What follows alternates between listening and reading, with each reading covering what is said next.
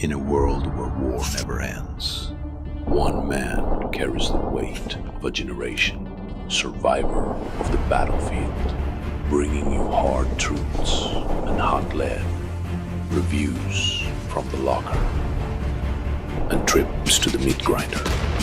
Now he's taking you behind enemy lines, not into combat, into truth, stories from 1st Recon Battalion, with no BS conversations. Marine veteran Brad Iceman Colbert, where legends tell it like it is. This is not just a podcast, it's a mission.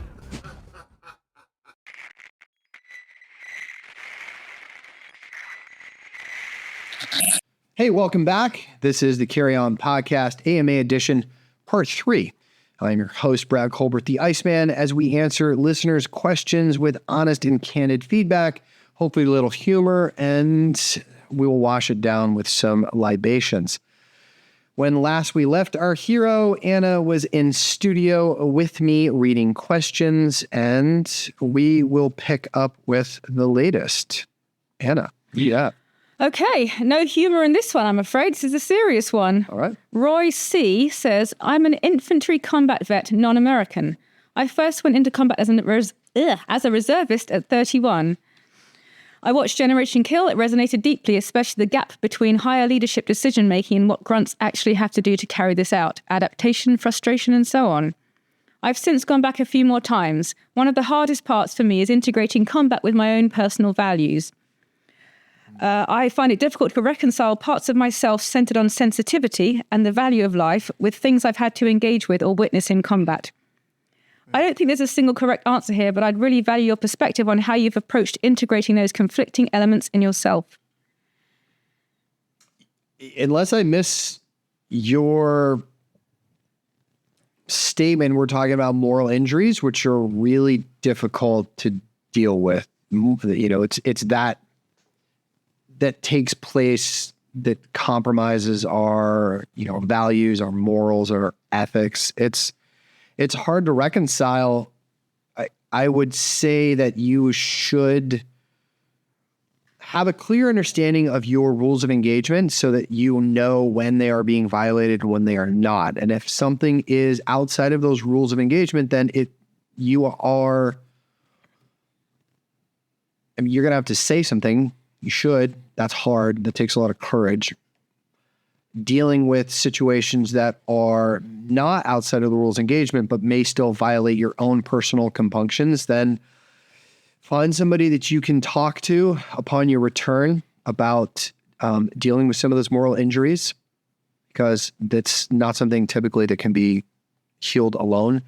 And then you may want to take, if none of those things are effective, you may want to take a hard look about whether you're in the right profession. Not everybody takes to this the same way, and everybody's road and path is a little bit different. There are other jobs maybe you could do within that service that don't require you to perhaps violate your own personal moral code. That's a tough one.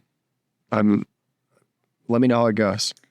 When you say find someone to talk to, are you talking about specifically a professional, or can it be a peer, friend? I mean, I would say anything. One of the hardest things about dealing with problems is dealing with them alone. When it comes to these kind of things, I mean, everybody operates a little bit differently. Our machinery is built differently. But, if you have somebody that you trust, that is a mentor that could, whether it's another individual in your unit, whether it's a pastor, a rabbi, an imam, whatever works for you. And if none of those, look, man, as I have said before, I'm a huge advocate of mental health. There's plenty of great qualified therapists out there that can help walk you through this. I think that if we were all capable of self-help, we would all be healthy. The fact of the matter is we're all incapable, for the most part, of fixing a lot of these invisible wounds without a guide. And so, find your guide. Well said. Let's go to the borderline nobody's business category, shall we? I love it there. Well, I'll go there all the time. This one is from Alexandrina. She would like to know, do you love living out in the wild in Georgia? How does she know? How's the weather out there? How would you rate that kind of lifestyle so far? And who do you think it's really suited for? Well, I can tell you, I never in a million years thought I would be in the South, okay? I grew up on the West Coast. I liked the West Coast. I liked suburbia. This was foreign to me, and it was the antithesis of everything that I thought the future would hold.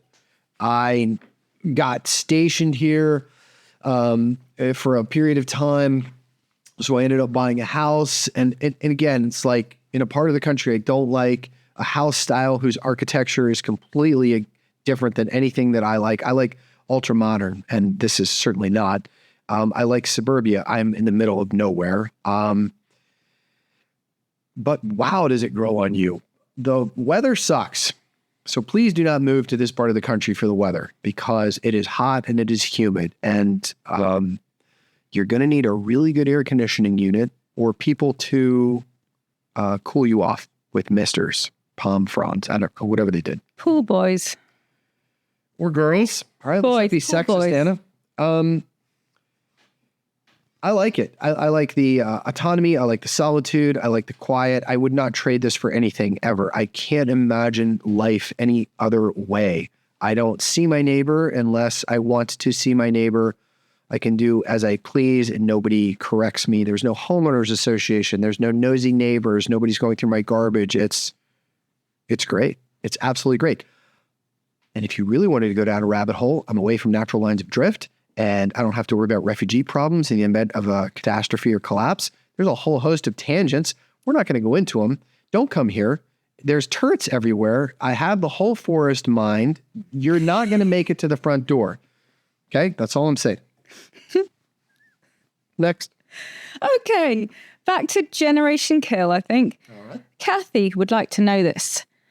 She says, I realize there's this gap between when Evan left the camp and when you guys flew back to the States. I think she means in the show. Yeah. Would you mind sharing what happened during that time? I mean, not a lot. It was pretty boring. And I've said this 100 times before. No war movie would ever be made if they showed everyone turning weapons into the armory or cleaning the trucks or doing laundry. You know, they skip all the mundane stuff. So the period of time that you're referring to was the retrograde period when we were consolidating and laying out the timeline for moving back to the States. And there's just a lot. There's a lot that goes into it. And there was a lot of just sitting around and doing absolutely nothing. And I think Evan knew that, that was pretty much the end of the initial invasion. And all we were doing was waiting to retrograde back, and he bailed. Fucker. Next part. After you got back, when was the first time you and Evan got back in touch? And did he end up showing up to Captain Fick's paddle party? I don't know if he did show up or not. That's a good question. Man, it was so long ago. How soon after did I see him? Or did you get back in touch? Yeah. It was after I got back from England, because after 2003, I went over to England pretty quick. I want to say I spoke to him on the phone. I don't know if I saw him in person after 2000. No, I did. Yeah, I did. I saw him. I saw him after we got back from Iraq briefly. And then not again until, it must have been 2007. Yeah, 2007. So it was a little while. And in that time, the book was published, of course, and he enjoyed a good amount of success with that. Yeah. Mm-hmm. There you have it. Next one, Street C7995 says, hey, Brad, do you like researching military history? Not just modern, like World War I to current day, but stuff going back far, like Napoleonic Wars, ancient warfare, and medieval.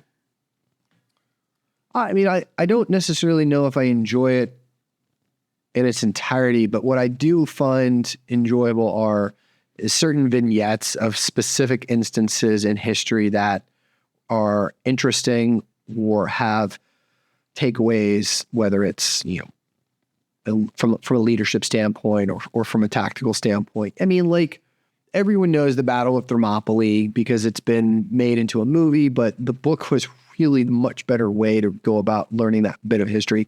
Things like that. I like a lot of, the Odyssey, the Iliad. Can't wait for Nolan's movie that's coming out here very, very soon about that, by the way. Things like that are interesting to me, I will definitely absorb, but I would not describe myself as a, history buff in that respect. Okay, we're going back to Iraq again. Iraq, I should say, shouldn't I? I should make a stand for the English language here. President of Jukeboxes would like to know, did you put a lot of trust in your Humvees at the start of the invasion, or were you ready to just ditch it the moment trouble came your way?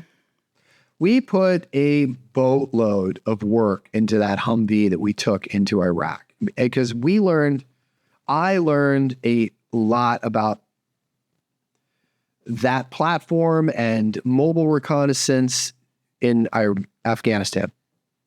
We spent several months in Afghanistan doing a lot of stuff with vehicles that were not designed to do what we were using them for. They did not have the stuff that we needed. And I carried a lot of that with me and made sure that my vehicle was much, much more prepared than most. So no, I didn't want to ditch it at all. I'll tell you what I did want to ditch was the models that we got circa 2007 when they were loaded down with another 3,000 pounds of armor and they had, turrets and holy cow. You might have read the question as mine because there's more to come on that. Yeah, go. Shall I carry on? Please.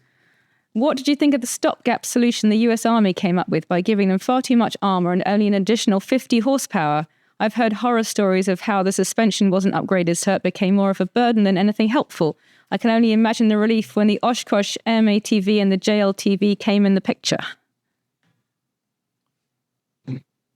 There's an expression when it comes to this type of warfare, the asymmetric counterinsurgency, is that sometimes when you make yourself more safe, you're actually less safe. A lot of these improvements, modifications, new vehicles, they wrapped you in this blanket, in this cocoon of armor. And they made it so you were safe, but you weren't mobile. You couldn't leave the vehicle because the vehicle was your whoopee. It was your cocoon. You were horribly exposed in one sense because you were this massive rolling target. In the one hand, it's how warfare at that time and place had to have been fought. A large volume of U.S. troops, and the general consensus was there was a zero casualty mentality. So you were going to give them these massive amounts of body armor, vehicles that were protected and wrapped in armor, and then all that did was demand a larger IED to counter the threats, and it's just this constant escalation. I would have done it differently, at least for recon. I would have speed as security. I would have gone a lot less of a rolling target, a lot less armor.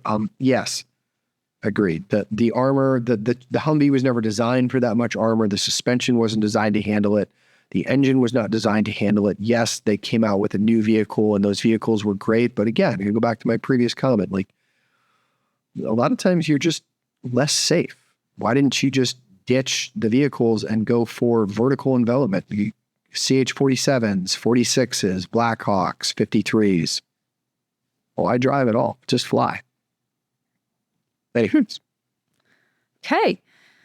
Cold Yam 5061 asks, is it possible that I can be more like Trombley? I will tell you this, and I've asked Trombley if I was allowed to at least talk about him currently. The guy's built like a tank these days. If you want to be more like Trombley, he's a MMA fighter. He's a family man. He is at peace with a lot of things in his world. He's a very, very different individual than may have been characterized during 2003. So yeah, you can definitely be like him. I think it would be a high bar for yourself and a worthy one to set. Nice. Okay. The subreddit, which is a Reddit user, would like to know, how do you reconcile with your participation in US imperialism? Huh. With 2 question marks. Okay. I'll say that I can already deduce from the conversation or the question that you're asking that you definitely have an angle. So it's going to be very hard for me to I may have put spin on that, sorry. In what way? Well, I asked it in a certain tone, didn't I? No, it's not the tone. The tone is up to the reader. If that's how you want to deduce it, that's you. But I hear the question in the intent that it was meant for. You're not leaving me a lot of wiggle room because you're not asking a question. You're making a statement, and then you want me to respond to the statement. I would want to know what your definition of imperialism is first. I don't know the country of origin that you are residing in, but no one seemed to ask that question of the Spanish or the French or the German or the English, in the 15th, 16th, and 17th century when colonialism was running rampant, or most of the aforementioned empires subjugated a huge portion of Africa. I mean, I don't know if there is an answer to that. The United States certainly has a checkered past, and I think that we have done a lot to face that checkered past head on with honesty and with, acceptance. I have no doubt that every country on the planet, except for none, has done things that they can say the same about. So I apologize for no one. If you feel that America has been imperialist, I would like to know the specific instance that you feel that way, and we'll have a discussion about it. I absolutely want to know more before I weigh in on your statement. Send us an email. Let's go. Apprehensive You 5997 says, do you have a hero to look up to, or who is the guy you admire most? Or the girl, I suppose. No, they said guy. I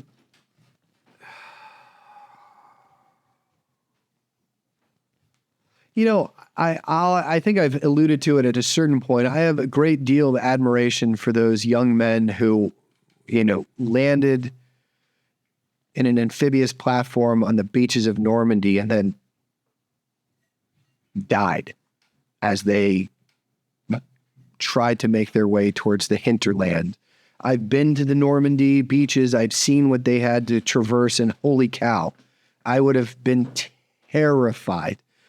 I have a lot of admiration for the astronauts who left low Earth orbit, left planet Earth, and then landed on the moon. I mean, the courage that must have taken. I think for me, a hero is not necessarily a specific person, but more of an ethos, a character. There's a lot to be said for character, and it's so hard to develop it. There's not many people left on this planet that have it, that espouse it. I don't really give a shit what movies you've made or songs you've written. A lot of times the heroes are found in the most unlikely places. It's the farmer that's tilling the soil at 4 a.m. until 9 p.m. to put food on not just his table, but America's table. That level of character is more heroic in many ways than a pro ball player or a, famous movie star. Yeah. Okay. Jelly Lover 01. Jelly. Sorry, got excited there. Do you remember how you got in such great shape for all the swimming, running, push-ups and pull-ups it takes to make it through the recon screener and BRC engine? Well, you've talked a bit about BRC. Yeah.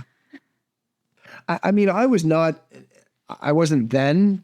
I was in better shape then because I was younger, right? Then the body has not been broken down as much as it is now, but I was not a pro athlete. I will tell you what really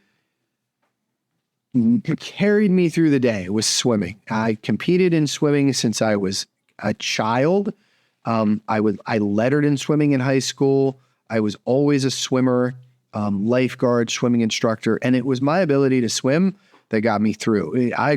I don't like running, didn't like it then, don't like it now. But the brain is really what will get you through. So most people quit when their body is about giving 70, 80% exertion, right? So when you're about 70 or 80% at the end of your rope, most people will just quit. So digging down deep, having the mental fortitude to keep going for that 20% that's still in the tank, that's worth its weight. It doesn't, nobody cares how strong you are. It's endurance. Can you last? Can you make it to the end? Right. And I think that's what a lot of those courses are designed to do. They're just going to see how much suffering you can take and not quit. Did the swimming help you with the running? Because I think you've said before you weren't that keen on running. No, I wasn't. And I'm still not. And I wasn't then. And running was always a struggle for me. And it took a lot of fucking willpower not to fall out of some of the longer runs or to be fast enough to meet the timelines or the cutoffs. So my ability to swim gave me a lot of credit. So it put a lot of credit in the bank, and I definitely tapped into that. Nice. Yeah. One of our Patreon supporters, Paladin Potato. Love it. Yes. Love Paladin Potato. My guy. What's on his mind? He wants to know, what's your favorite military theory book? He says, mine is On War by Karl von Clausewitz. Oh, fucking love On War. Yep, Clausewitz. If you can read it. Now, I mean, I don't mean literally, yes, you can read it, but I have Clausewitz in a couple of different formats, both on audiobook and in print, and a couple of translations as well. And they're underlined and dog-eared, and because I'll read a page and then I have to stop and go right back and read it again to truly digest. But great recommendation. A lot of people love On War, and a lot of people love The Art of War. Try The Five Rings, which is a Chinese version, I would say, of The Art of War. It is interesting to read. It is good theory. I like it. There's also, we were just talking about this, one of the team, carry-on team members and I were, Meditations by Marcus Aurelius.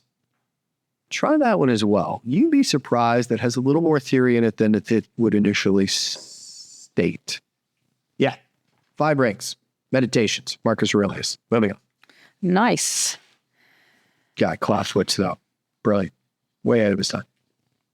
You finished? Yeah. Okay.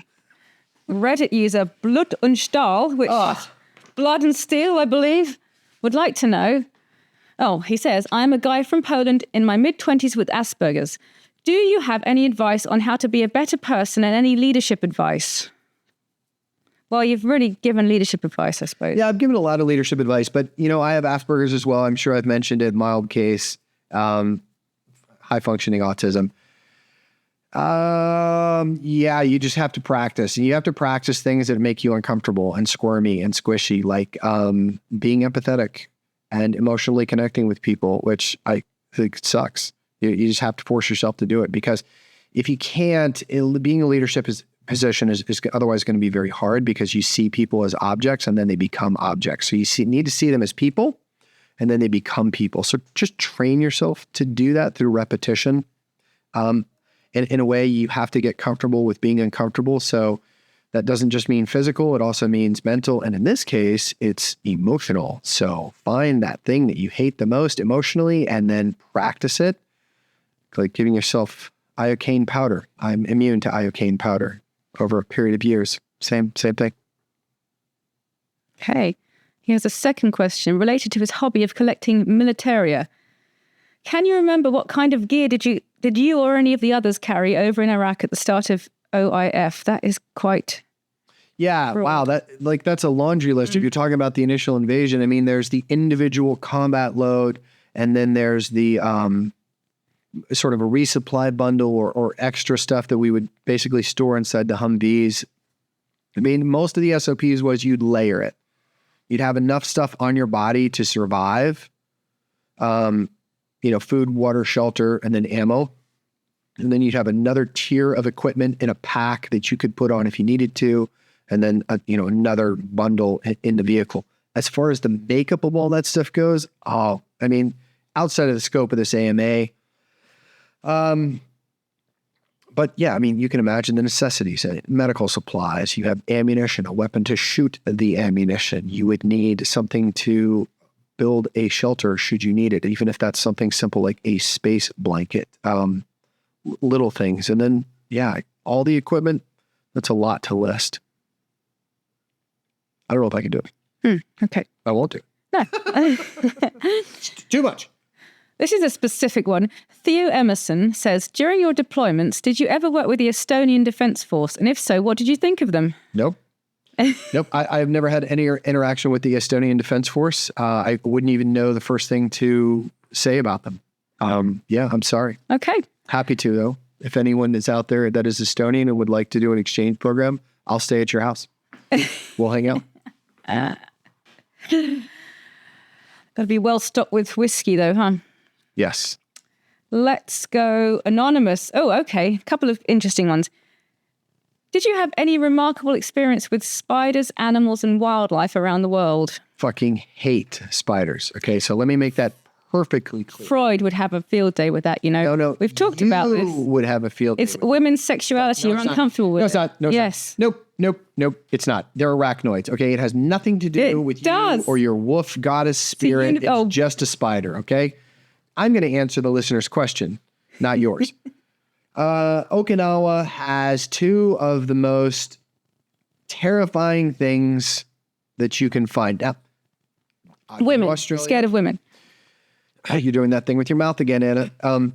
Australia has a lot too. Don't get me wrong. In fact, Australia has many things that will kill you, but I have not based my response off of that. I'm basing it off of this, which is the banana spider, which is a spider that is familiar to that region of the world, but also hugely predominant in Okinawa, where I spent a fair amount of time learning how to be a recon Marine. And they're big, and they make their nests up in the trees, and it's like cotton candy. And as a point man at night, you're walking, and you come and you feel this on your face. It's only a matter of seconds before that fat banana spider, and just look it up on the internet, and it'll be walking along, and you know it's on you. And then one time, I was on a short halt, and I was talking to one of the other people in the team, and he looks at me, and he moves his hand like this, and he smacks me in the head and knocks my boonie cover off. I'm like, what the fuck, bro? Huge banana spider. And it was on my head, and I didn't even hear it. And all I saw was the little legs out of the top. But yeah, he knocked it right off. They're nasty. They're huge. They catch birds, if that tells you anything. The other thing that Okinawa has is the habu snake. And I don't mind snakes. I really don't. Male sexuality. You see, it's polar opposites. You're okay with the male stuff, but you're scared of women. As I was saying, we will replace the AI program on the next AMA. I'll tell you that right now. The habu snake is very territorial, and it will chase you. So most snakes are scared of people, and if you encroach upon them, they'll slither away. Not the habu. The habu will fucking run after you, and then you've got to run away, or the habu will get ya. So yeah, those are the two things. Camel spiders. We're not talking about camel spiders. I don't want to have that conversation. Snakes will actually bite you. What will the banana spider actually do? It'll bite. Really? Yeah. But They're not it's not poisonous. They're not poisonous, but they will cause a massive inflammation and a bite. Like the site of the bite swells up. And they're just hideously large, disgusting spiders. I mean, like big, like my hand big. I saw one body looked like a skull. It had markings on it. It was fascinating. I wouldn't want to share a bed with it. Second part, what is the most uncomfortable place you have slept? What, like the back of a Volkswagen? Well, just in general. Oh, right.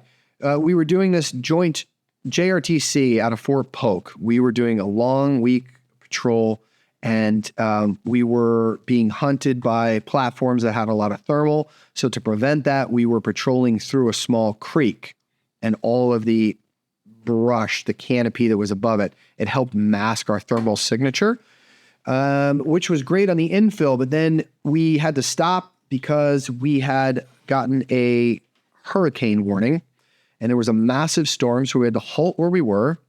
The bed of the creek rose. We basically got flooded out. We couldn't get out of the water because it was everywhere. Like, you put the NVGs on and all you see is wet. And like, well, so we tied ourselves to this big tree, and we just slept standing up all night, and it was pretty fucking miserable. Yeah. And then the next morning we could sort of see a little better, and we navigated our way through the, what was now a swamp. But yeah, successfully infiltrated, undetected, might I add, and completed the mission as is tradition. But that answers the question. Very nice. Thank you. You're on. Next. Casual Walkabout says, I was a conscript sergeant finishing national service in 2001 after 2 years. Okay. I didn't join up for international, but many of my colleagues did, and they served in Afghanistan and Iraq. Some didn't come back. My question is, since you are a veteran of multiple campaigns, how do you view soldiers, former or current, who haven't been on a hot tour? I don't think anything less. Absolutely not. Not even when I was younger and, idealistic and arrogant. I'm still pretty arrogant. I'm glad you said it, so I was going to. Shush you. Everyone serves. And service is not for everybody, and not everybody serves. And I absolutely respect anyone who volunteers or sacrifices something of themselves for the greater good. I don't care if you never see a day of combat. I don't care. Nice. Let's go Generation Kill. Okay. Devil Doc 1988 says, Sounds like a corpsman. It sure does. How is Doc Bryant compared to the series? As a corpsman, we should strive to uphold the legacy of the men who came before us.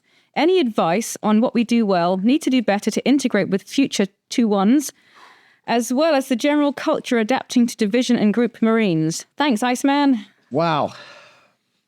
I don't know as if I'm qualified to answer a lot of what he's asking, but I'll take a swing at it.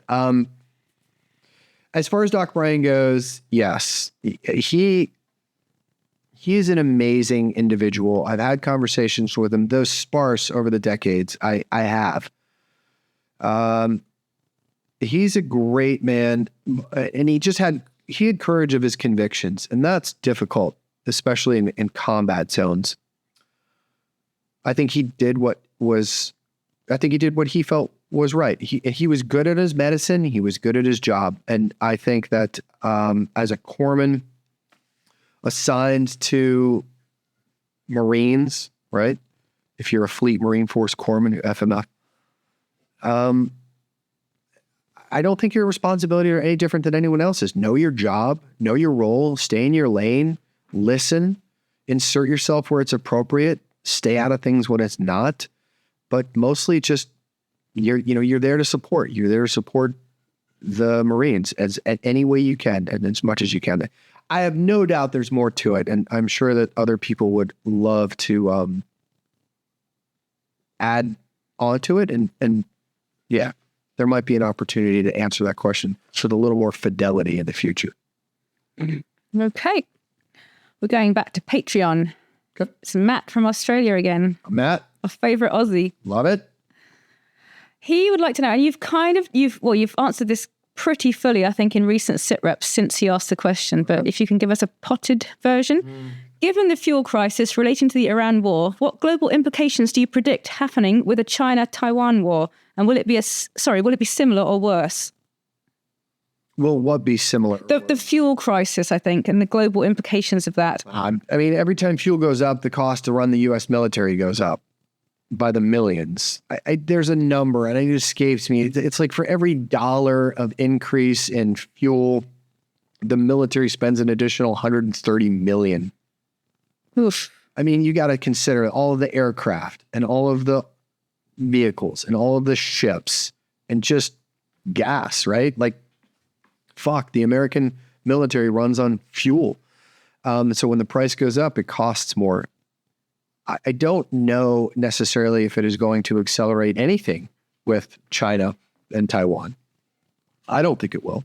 But yeah, go back and refer to the past couple of podcasts that we've talked about, because we have churned some of those subjects. In his defense, he asked that question before you covered it. So yeah. It's for the benefit of everybody else. Yeah. That was very depressing. Let's go slightly less depressing. I can't read this username. Jubsy Big Man Come. asks, how long did you spend in MOP level 2? You look kind of fresh still, winky emoji. That's true.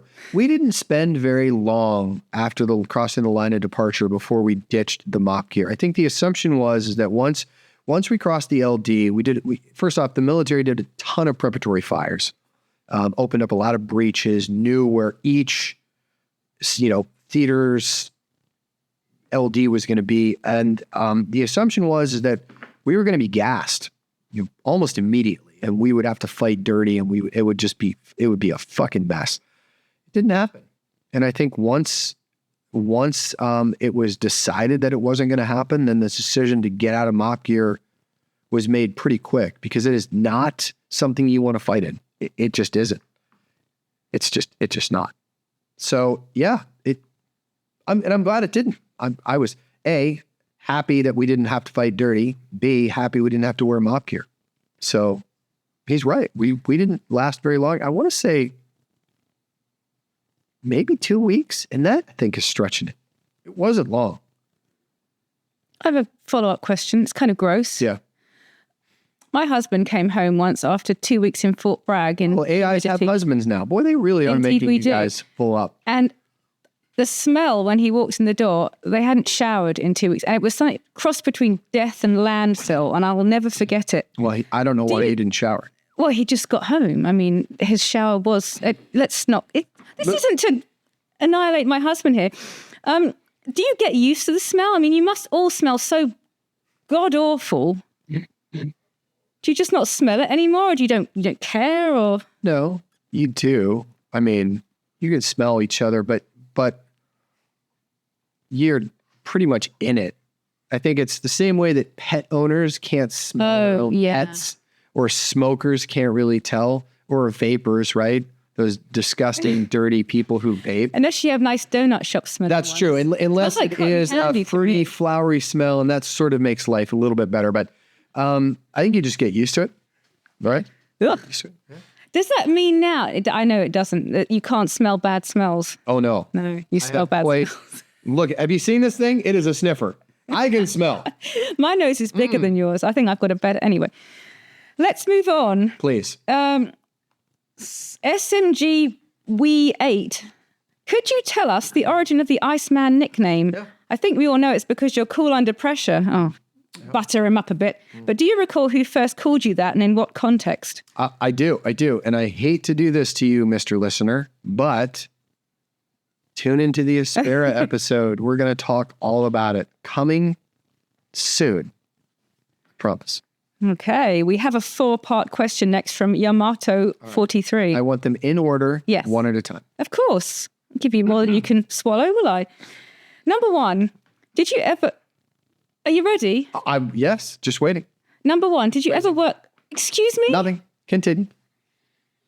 Did you ever work with either the Japan Self-Defense Forces or Republic of Korea Army or Marine Corps? And if so, what were your opinions on working with them? Yeah, I didn't do anything with the JDF other than being stationed in Okinawa. And then, of course, you do see them, but we didn't do anything adjacent cross-training. Now, ROK, yes. We did some stuff in Pohang. A favorable impression. That is a country that pretty much has a defense force to be a speed bump, because if the North was to invade the South, there's not a lot that the ROK is going to be able to do. But they were well trained, competent, professional. Good. Okay, number 2. I understand this is a kind of sensitive subject for a lot of people, but given the recent debates about the following of lawful versus unlawful orders and obeying obligations to the law of armed conflict, I'm curious to hear your perspective on the subject. In my perspective, it's pretty cut and dry. We have rules in the military, and those rules must be followed. If it's not, then the whole thing just breaks down. But there's a difference between a direct order and a lawful order, and I don't want to get into the nuances between the two. Suffice it to say that the political debate over following lawful orders, it should remain a political debate. The U.S. military is professionally trained and exceptionally well led. And so to imply for political purposes that there is anything other than that is theater, and it's pablum, and I'm not gonna entertain it. We all know what a lawful order is and when it's to be obeyed and when it's not. So there's, there have been instances in U.S. history where we have forgotten, whether it's the My Lai massacre or, the prison in Iraq, but or Afghanistan, sorry. But yeah, regardless, we all know what the right answer. All right, can't argue with that. Number 3, you possess the combatant diver badge and the Navy Marine Corps parachutist insignia. True story. Yep. Did you ever, I think you answered this, did you ever conduct either diving or parachute operations on a deployment? I think you said no. Well, no, I did. Oh, my bad. Deployment in a training capacity, yes, all the time. But tons of jumps, tons of dives, but not in combat. We never did a jump in combat. I think there was some discussion about, like, if we did a parachute jump in Kuwait, does it count as a combat jump? I don't know. I didn't get involved in that debate, but no, I never jumped in combat. I never dove in combat, but I have done tons of it deployed. Yeah.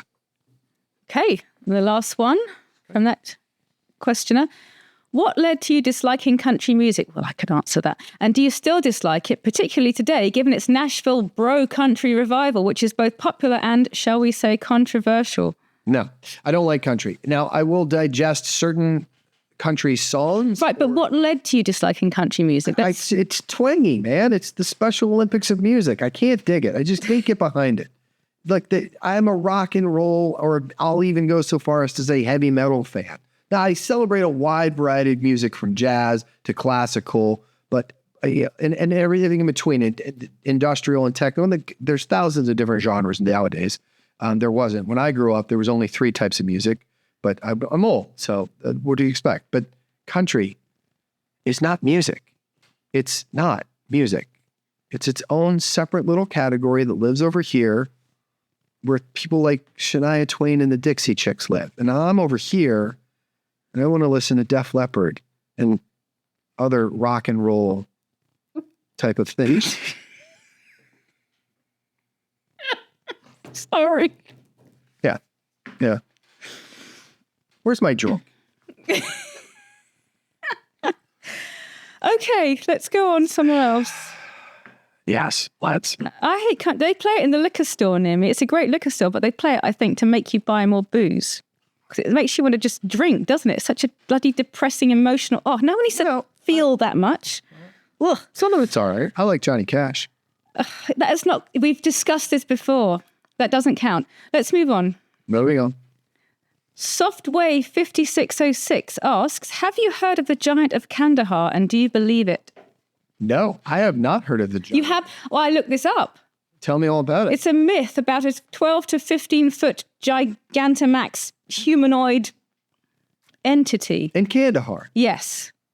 First I've heard of it. Oh, really? Well, that's the end of that then, isn't it? Apparently so.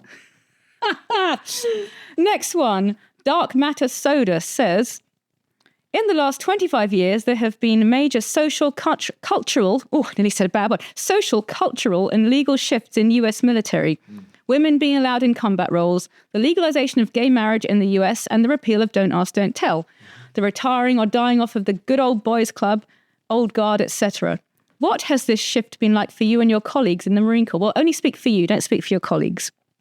Well, first off, I don't have any colleagues.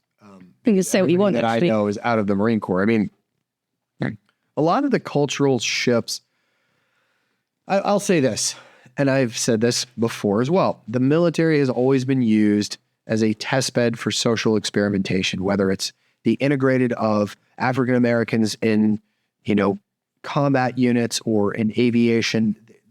The military has been socially experimented on since we formed. So I don't necessarily care what social tweaks they would like to institute, as long as it doesn't detract from the overall readiness. Now,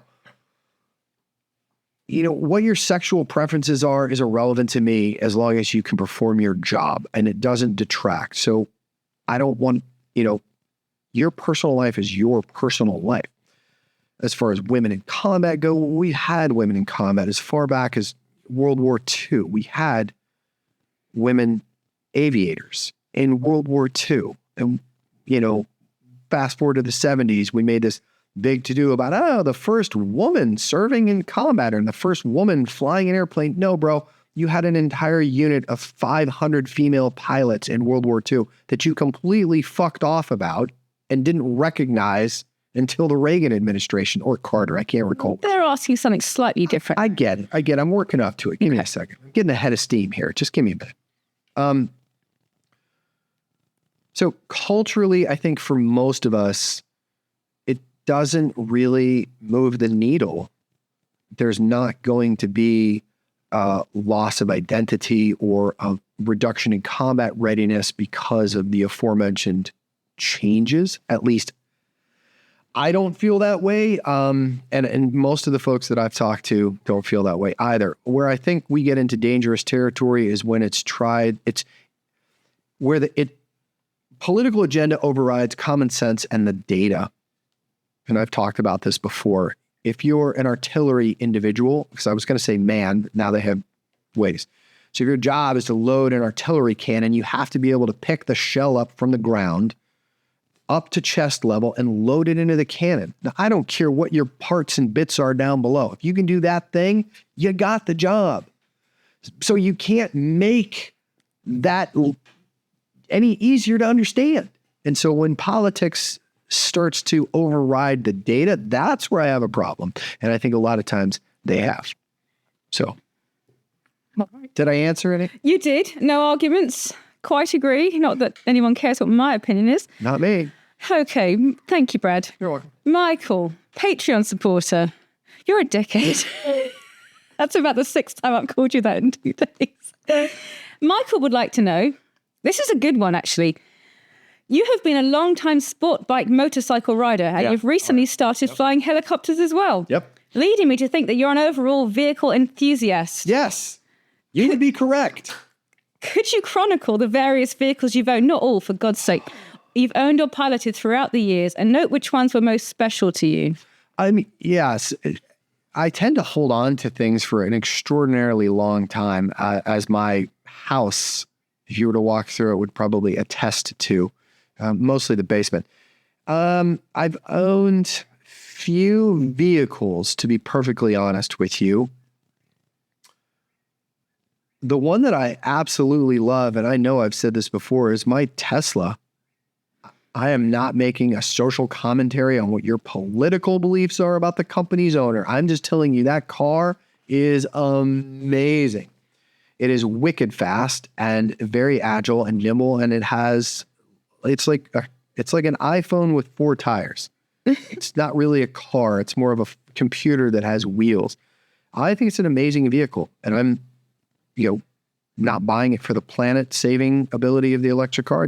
I love the linear. It's instant torque. It's instant acceleration. I have a Hellcat as well.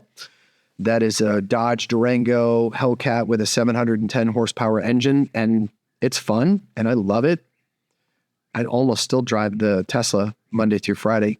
I like my R1. It's heavily modified, 180 horsepower at the rear wheel with 310 pounds of weight. So that's a huge power to weight ratio. It's amazing, in fact. So that's fun. I've driven BMWs, the M series, the M2s, the M4s, the M6s. Those are incredible vehicles. Incredible to drive as well. I've flown a lot of different vehicles, aircraft. Sorry, you can't really say fly. And F-18s. Those are amazing. Definitely love those. As far as jets go, and then that's probably it. That was a great question. Yeah, I enjoyed that question. They just retired yesterday, by the way, when we recorded this. As of today, the Aviate Harriers have been officially retired from the Marine Corps completely. Last day was yesterday. So full transition to the Joint Strike Fighter. But anyways. Okay, this is another good question. Anonymous. I've heard a lot of guys say they had paranormal experiences in the Marine Corps, like SOI being haunted, skinwalkers in the desert, and ghosts on Okinawa. Did you ever experience anything like that? No. Oh, come on, make something up. No, I'm not. Ah, That's not. do you know anyone who did? Nope. Oh, tell us a ghost story. I don't know any. God. I am not the guy to ask. I don't believe in that sort of goings on. If it comes up in discussion in the future, you'll be the first to hear about it. Okay. And not you, Anna, the listener. Yes, I knew that. Okay. Let's go. Okay, this is from Nick. Do you have a favorite book written by a Recon Marine? If so, what puts it at the top of the list? I don't know any books written by a Recon Marine. I mean, I'm sure there are. In fact, I would promise you that there are, but I've not read any written by a Recon Marine. Well, I guess that's not entirely true because Andrew Priddy wrote a book that to whom we interviewed. How would I phrase that? We interviewed Andrew Priddy and he wrote a book and he was a Recon Marine officer. So, I mean, I guess that counts, right? Nate Fick. Yes. We've talked about Nate. We have. We'll talk about him again. All right. Very well. Yep. This is a 5-parter. Good God. Okay. Are you ready? One at a time. Ted Park. Yes, of course. Do you think it is America's job to police the world? And if the answer is no, would you prefer the Russians or the Chinese to do it? I don't think it's anyone's job to police the world. I have a problem with the word police and the definition that it implies. I feel that we as Americans, or I should say the West, have a responsibility to help provide peace and stability to the globe. Okay? I think that there has not been an ideological shift on the planet between any of these great powers to the point where I would entrust China or Russia to fill that role. So until somebody can demonstrate with greater morality, ethics, and leadership than the United States, until that day comes, I think we're all that's left. But as far as police goes, making sure that, like two siblings are not fighting in the back of the car, not our job. But making sure that those two siblings fighting in the back of the car don't shoot one another with an AK, yeah, that little bit, that's our job. It was a very prescient answer because there were paragraphs of follow-up questions, but you have covered them all. So, and you hadn't seen that before either. No, it just speaks to my just general awesomeness. Oh, I was going to say color me mildly impressed, but it's gone now. It's shriveled. I mean, next to my humility, it is my greatest attribute. Let's go to number 2, shall we? Number 2, we should. Number 2, aptly. You mentioned that you're a fan of Ender's Game and that you have children. Yes. Given that the future is going to be reliant on drone technology, what are your thoughts on teenagers 13 to 19 being trained to utilize drone technology in a similar fashion? Please also share your thoughts on the morality of allowing a teenage genius to think they're playing a video game when in actuality they are killing real people. I mean, I'm against it. Absolutely against it. I'm against training children to prepare them for combat. I'm against anyone participating in combat without full cognizance of what they are doing. So right off the bat, let me stop you there. Now, I will say that this generation is predisposed towards that type of technology, the first-person shooter games, the hand-eye coordination. Look, I grew up on games from Pong through Nintendo and all the way to today. So I'm telling you, I'm pretty good. These kids are smoking hot better. They're like, forget it. I don't play Fortnite. Why? Because I don't want a 10-year-old in the middle of nowhere to kick my ass in a game that I feel like I should have a grasp on, okay? So I don't do that. But that same 10-year-old is going to be 18 and he's going to enlist into the military and he's going to pilot, a Reaper or whatever name for these new drones are coming out, and they'll do great. But they're going to volunteer and they're going to go through basic training and they're going to be fully witting of what they're doing. And otherwise it's not fucking do it. Yeah. Right. Next. Number 3. On YouTube, there are videos where real professionals review and critique movies and TV shows for realism. If you were to do this, what would be the first 2 movies or shows you would review? 1, because it's ridiculously inaccurate but takes itself seriously, and 1, because it truly captures the realism of being in the military. I can break it down for you as well if you can't remember all that. No, there was a movie that came out on Netflix that I watched that everybody was excited about. I want to say it was Warzone, and it was, oh God, why am I struggling to remember the actor's name? The guy that plays in the Reacher television series, not Tom Cruise, the big guy. I can't remember his name. He was also in, he's been in some movies. Anyways, it was this movie about Rangers and Ranger School, and oh my God, it was fucking horrible. It was so bad. I can't believe that he made this movie. But you don't remember the name. Yeah, it was, I want to say it was Warzone. I'm pretty sure that's the name of it. They'll know, or it's close enough where the individual who asked the question should be able to deduce it, but it's garbage. I can't believe that the movie was made. It had some big names in it, like Dennis Quaid is in it and some other people. But he's done some questionable stuff though, hasn't he? But it's not about that. It's about, you said big names. I don't know how some of these projects actually get greenlit. I don't. I mean, Netflix just pretty much agrees to fund anything. The most realistic is the other question, part of the question, right? Yes, please. The most realistic movie. I mean, Saving Private Ryan. I think Saving Private Ryan gets it right in so many ways, especially that amphib landing. Oh my God. That was, yeah. Okay, nice.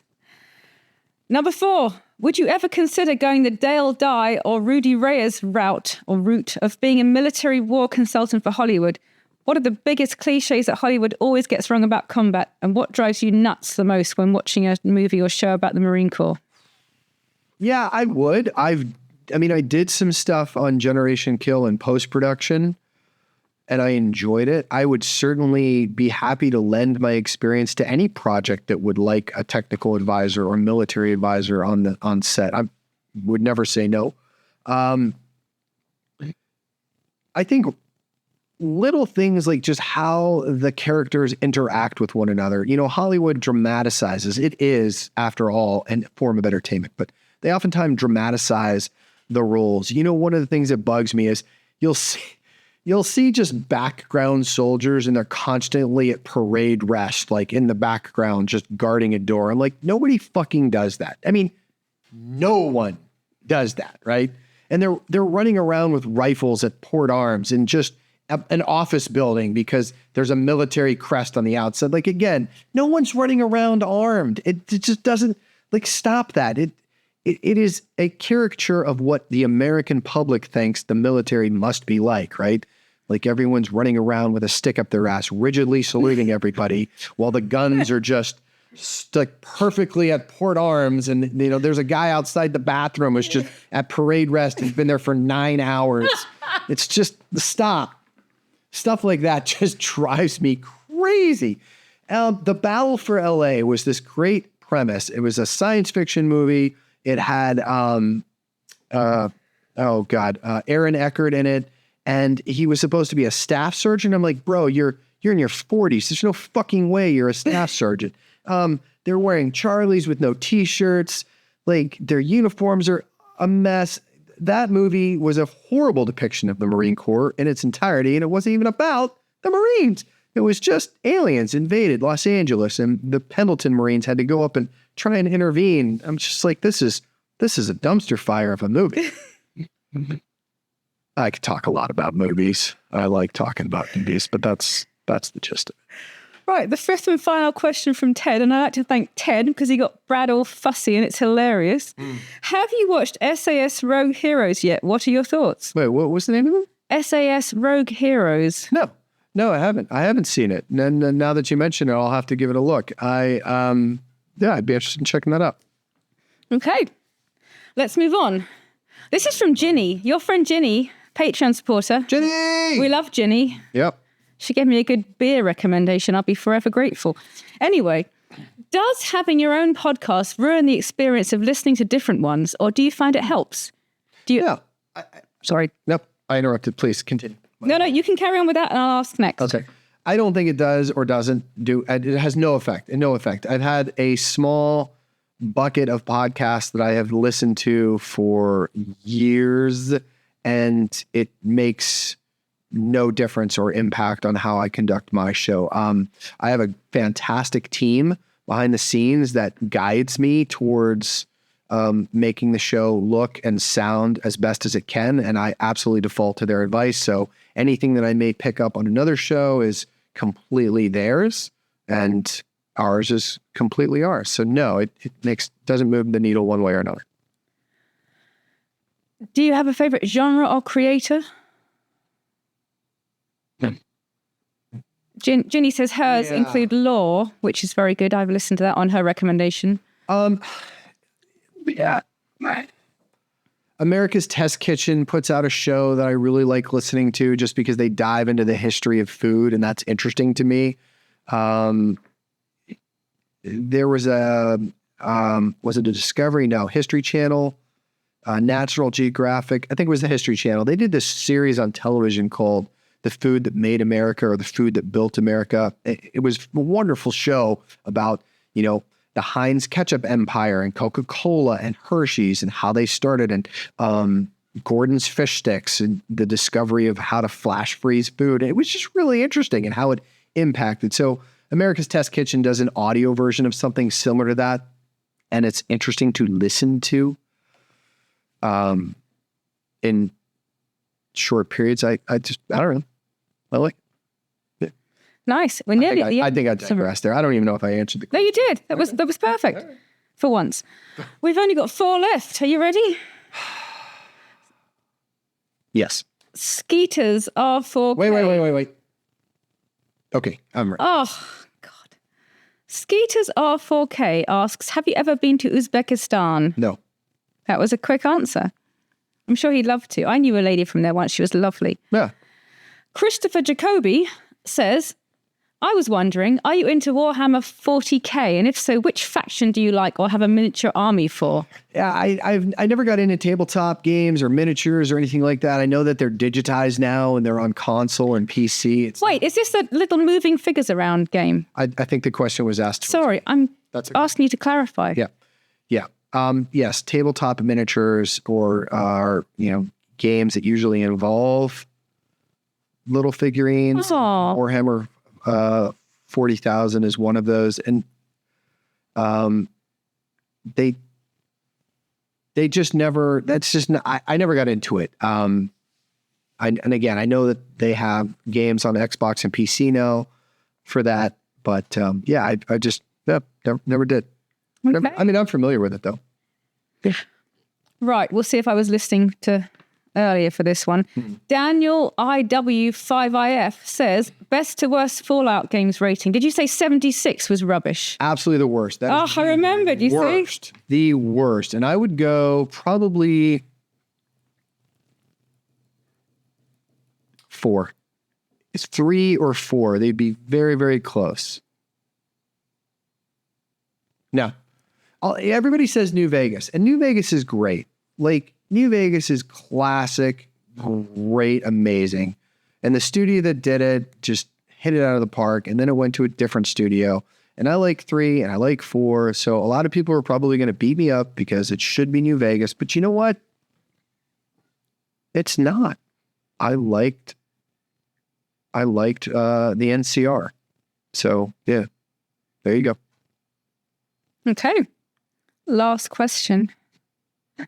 C Downs 81 says, "G'day, mate. Guess where they come from?" New Zealand? At the end of Generation Kill, Ray and Rudy got into a fight at the football game. Did that actually happen? Yes. Shall I finish the question, or would you like to? Nope. Finish the question. Was it just the adrenaline wearing off, or was there more to it? Probably a little bit both. I don't think it was the adrenaline wearing off. I mean, look, you're going to get on each other's nerves. It doesn't matter. It doesn't have to be in that situation. It's usually on ship in the berthing area. You're in close quarters with somebody for a long period of time. And the two of them had, Rudy's great, but Rudy in large quantities can be a little much. So can Ray in large quantities. And Ray knows that. He's got a big mouth and he likes to push buttons. And Rudy has a lot of buttons to push, but he also has a breaking point. And I think that just happened, pushed a little much and he'd had enough. And yeah, it happened. and it was quickly sorted out. Look, I mean, I've seen some rows, man. We were in Darwin, Australia, and two of the platoon team leaders got into a fight, and I mean a fight. And there was nothing anyone was going to do about it. They just had it out right there in the middle of the Norfolk compound that we were cross-training some with the Australians with. Oh yeah, it happens. Yeah, I got into one wants to. All right. I think that's it. Yes? Anna, is that it? Oh, I want to hear the one that you got into. No, we're not going to talk about that. All right, then. Well, those are the AMA questions for this round. I have appreciated hearing your thoughts, your comments, your criticisms, your complaints. And as always, we are an open door. I read almost every single comment that you post on almost every single venue that you post them on. And I hope to answer each and every one of them in time. And if I don't get to it in time, be patient. I've appreciated the comments. Keep them coming. You can always reach us at contact@bradcolbert.us or post on your favorite stream. So until next time, this is Brad Colbert, the Iceman, reminding you all once again to stay frosty. Improvise, adapt, and overcome.